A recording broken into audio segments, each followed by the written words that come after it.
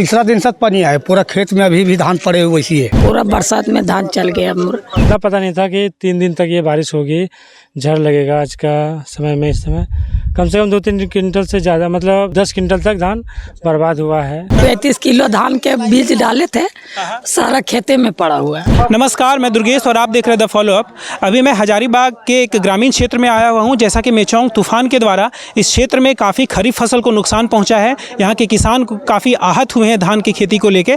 तो इसी मुद्दे पे हमारे साथ कुछ किसान हैं जो कहीं ना कहीं परेशान भी हैं धान की खेती को लेके, जो इनका फसल ख़राब हुआ है। आइए इनसे जानते हैं कि कैसे ये धान की फसल को देखते हैं। क्या धान का फसल आपका बर्बाद हुआ या किस तरह से देखते हैं?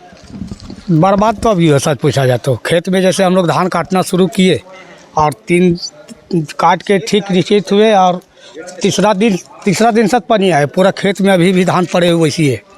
अब कुछ धूप की प्रक्रिया होगा तो हम लोग छान छीन के लावेंगे। तो धान की खेती अगर आप लोग करते हैं तो कोई लोन वगैरह या तो बैंक से कुछ वैसा लोन वगैरह लेते हैं क्या? नहीं, अभी तक तो नहीं लिए हैं। अभी तक लोन नहीं अभी नहीं लिया। नहीं लोन लेके का साहब को जैसे एक लेना अभी बोलना चाह रहे थे हम, जो कि ये था क्या चीज़ पर रहे घर मंजूरवा ज़मीन और पट्टाधारी वाला हम लोग प्रॉपर आज लगता है कि करीब 70-75 साल से इससे पार हो गए। मैंने 3 फुटी बीत चुका है और वही लगभग उम्र में हम आ गए हैं। और हमारा नाना नानी दादा दादी मर चुकी है, माता भी चल गई। और जो भी सरकार टाइप का जैसे वही चीज़ अभी भैया हम बोलना चाह रहे थे कि एक लेन हमारा भी बात सुन लीजिए। आज से मुखिया प्रतिनिधि हमरा ख्याल से 5वां या 6ठा मुखिया प्रतिनिधि हो गया। बराबर ही पट्टा का अपोच आते ही हुआ और करीब कौन थी था वो 2008 या 10 के बीच में पट्टा का जो निर्माण हो चुका था। बहुत सारा आदमी को पट्टा भी मिल चुका है और हम लोग को अभी तक पट्टा नहीं मिला। धान आप लोग कोई नहीं बेचते? तो होबे नहीं करता, बेचेगा कौन? काहे खाने भर नहीं हो रहा है? का जमीनें कमी है क्या करें? उपज का क्या है? जैसे जो भी खेत में जो धान लगाते हैं वो एक फसली है, 2 फसली, मतलब दूसरा गेहूं भी लगाते हैं कि और कुछ फसल लगाते हैं उसमें? धाने लगाते हैं, सिंगल सिर्फ धान लगाते हैं। अच्छा। और पैक्स फसल के